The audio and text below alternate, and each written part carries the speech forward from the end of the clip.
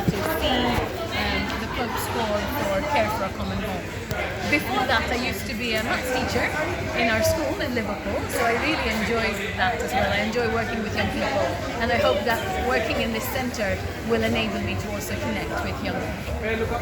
I've just moved to London. I was studying in Canada last year.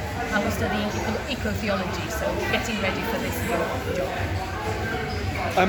Could you just briefly tell us what is an FCJ sister?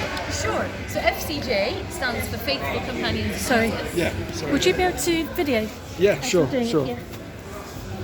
Sorry about that. So just to start again, could you tell us what an FCJ sister is? Yeah, so FCJ stands for Faithful Companions of Jesus. So we're an international Ignatian religious congregation. So we're religious sisters, nuns, a lot of people call us. We make the 3 vows of poverty, chastity and obedience. So you're kind of an FCJ for life. I have been an FCJ for 22 years now.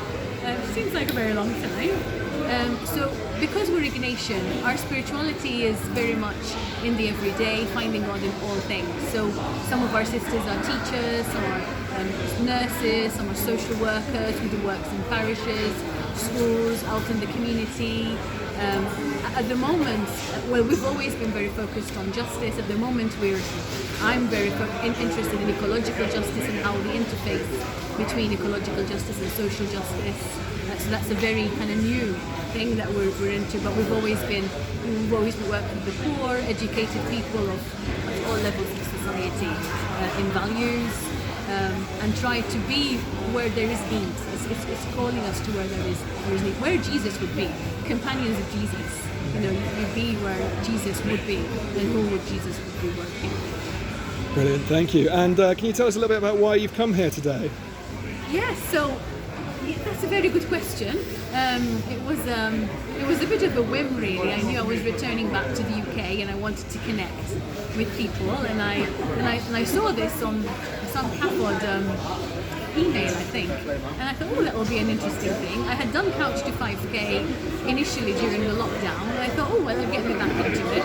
And then I got a few more friends to do it, so then it became a thing, and I couldn't back out. So I started doing Couch to 5K again and training. So I was training in all sorts of places to get going, and so I'm here to support Cathod. I think Cathod do marvelous work, and they're very much in line with the values of the sisters, of the FCJ sisters. So, and I've always used Cathod resources in school when I was teaching. So I kind of feel I could give something back to this organisation that has helped me, but also to kind of highlight the connection between their work and the work of the overall of the church. Brilliant, thanks. And how did you feel doing the run today? It was surprisingly good. It was very wet, so we got completely drenched. But it was good, and I felt great at the end. I was great all the way through. My aim was to keep running and not stop and walk at any point, and I managed to do that, so I'm really proud of myself. It wasn't about speed. I was just delighted to get to the finish line, but it wasn't as hard as I thought, I think. And the fact that I'm a little bit wet just makes it feel more of a thing.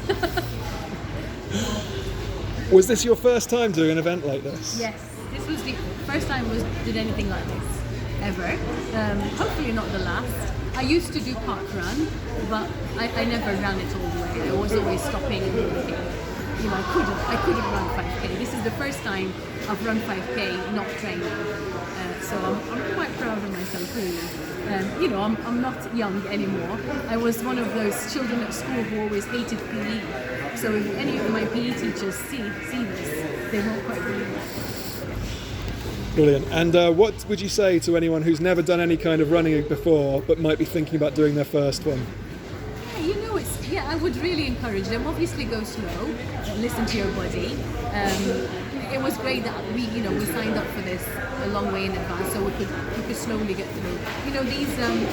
These programs like Couch to 5K are really very good, and it's great. It makes you feel great. It's great for your health. It's great for me. I just go running now that I know I can run. I don't need to listen to the Couch to 5K podcast telling me when to stop and start. It becomes part of my prayer. You know, I'm running and I'm looking and I'm thinking and I'm, you know, evaluating my day. I'm praying for people. It becomes part of my prayer, I suppose, my meditation, my way of connecting with the world and seeing God in the world. So it's become part of my regime, really. And you've been fundraising for CAFOD through this. What kind of change or progress or help do you hope will come out of your fundraising for CAFOD? Yeah, so my big thing is climate justice, which I know CAFOD are working on. So it's, you know, if some of the money that we've raised can help raise more awareness and bring resources into schools with young people and with adults and parishes, I'd be delighted. But also the money that goes directly to the partners of CAFOD who are working on the ground, you know, helping people with water, with emergency shelters. So that's one of my big things. But I also think all of the work that CAFOD do is amazing. And the fact that when there's a crisis, there's always partners on the ground who can, you know, be mobilised quickly and help and offer support to people. Brilliant, thanks. One of our big fundraising events is the Big Lent Walk, which you might have heard about. What would you say to someone who is considering fundraising for CAFOD at the Big Lent Walk? Oh yes, go for it. You know, like the Big Lent Walk is an amazing way of bringing people together because walking is so much more accessible and less scary. So, you know, doing it in bits, maybe organising people going to beautiful places to appreciate the great world and to also raise money. And, you know, every little bit does help. And if you can mobilise something like a parish or a school, even everyone giving a little bit can make a difference in some of these urgent places. Brilliant, thank you. So what you're going to take away from today is like your main memory of today? I think the feeling at the end when we finished and there was just such a sense of achievements, but also, to be honest, seeing the fundraising page go up and up and up and just feeling people's support and knowing that you know there's something good happening with all of this money. And so yeah, the feeling at the end was amazing. The companionship, everybody coming together and supporting and encouraging each other as well. That's brilliant, thank you. Neil mentioned a bit about World Gifts. Are you happy to just answer a couple of questions about World Gifts? I'll just get it because these ones are written down for me. Yes, I've got a little thing as well. I'm going to read it again to remember what I thought. Okay. Oh yeah, you can just have that. So, first question, why is sending Christmas cards special? Well, it's really nice to receive something that is tangible and real. I mean, I know we do a lot of stuff electronically now, email, etc., and that's lovely, and it does, you know, it does help with the planet. But it is nice to receive something handwritten. Somebody has put some thought into it, so it is nice. Thank you. If you have a favourite World Gift, what is it and why? Yeah, I think I've got two favourite word gifts. One of them is climate related, so it's the gift of worms, a rather underrated part of God's creation, who do lots of really good work in the soil, and giving a gift of worms to a place that maybe needs their soil regenerated is interesting. And also, you know, giving somebody, you know, whose birthday it is, a gift that is worms seems a bit weird and funny and is a talking point. So, yeah. And the other one is an education-linked one. So one of CAFOD's World Gifts is a period pack for girls who need to go to school. I think that's really important.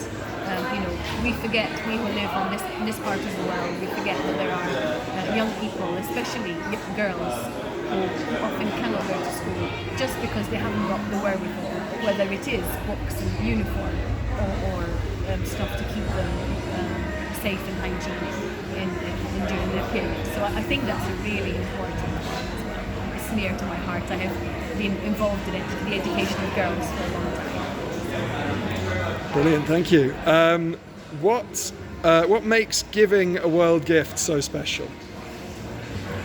You know, especially in our society when we have so much, and you know, another gift is appreciated for a moment, but often not needed. It is lovely to be able to give a gift to show somebody that you appreciate them and that you love them. but that it's also benefiting a wider community. And I think certainly myself, whenever I've received a world gift or something like that, I've appreciated it because I feel, I've got the love from the person, but I also know that because of me, somebody else is having maybe a chance to flourish as I am. I always feel when somebody gives me a gift like that they get me, they get what I'm about. And I just think it's amazing. It's fantastic to have the opportunity and know, with an organisation like CAFO that money is not a gimmick. It is in fact going to the people who need it. And last one, if you could create your own new world gift, what would it be?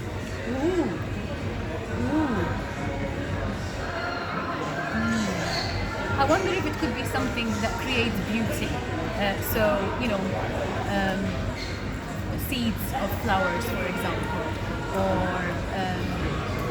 or something to decorate. Because I always feel people, especially who don't have as much as we do in this part of the world, often we give them things that they need, but beauty is something that also speaks to us of God. So whether that's flowers or art, maybe an art project or an art workshop, something that will enable them to create or see beauty. I've just remembered something before the race that you said to me, I heard you say it, about someone said, oh, you're going out running in this, you're crazy, or something, or you look very happy, and you said, well, if you're going to do something crazy, you might as well be happy about it. Would you mind telling me just a bit about that, just so we've got it on camera effectively? Well, yes. Life is full of things that we have to do, and some things like this that you don't have to do, but you choose to do. And I think you can choose to be the kind of person who always says, "Oh, it's raining," or it's it's hard, or you can be the kind of person who says, "Well, there's lots of people, and look, this is a fabulous cause, and we're going to have fantastic stories to tell when we get home." So, choose you choose the glass that's half full, or you choose to see God in everything, and God's invitation to more and to happiness and to, yes. In Ignatian speak, we say, you look for the consolation, look what is good and what's life-giving, and follow that. Because there's plenty of other as well, and it's not that you don't see it, but you don't need to give it all the airtime. Brilliant. Would you do it again? Yes, absolutely, we would do it again. Yes. And you never know, I might even do the 10K. You never know. Great. And the final one, in light of the Jubilee year, what does hope mean to you? Yes, I think it is so great that the Jubilee, which was planned, I'm sure a good while ago, chose the theme of hope, because there is so much need for hope in our world, where we see difficult political situations, war, in so many places, and people losing hope. So being able to say, we are invited to be pilgrims of hope, to walk in a hopeful way, to build hope, to encourage hope in each other. I think it's the only way that we're going to, we're going to save the world, really. I think it is a really God-given gift. This gift to continue to move forward and to be people who look towards light and hope. I think it's a gift that the Catholic community can give to the world, and can receive it from the world as well, because there are so many places of hope elsewhere that if we connect with each other, we can really make a difference. So I think it's vital that we continue to look for hope. Brilliant.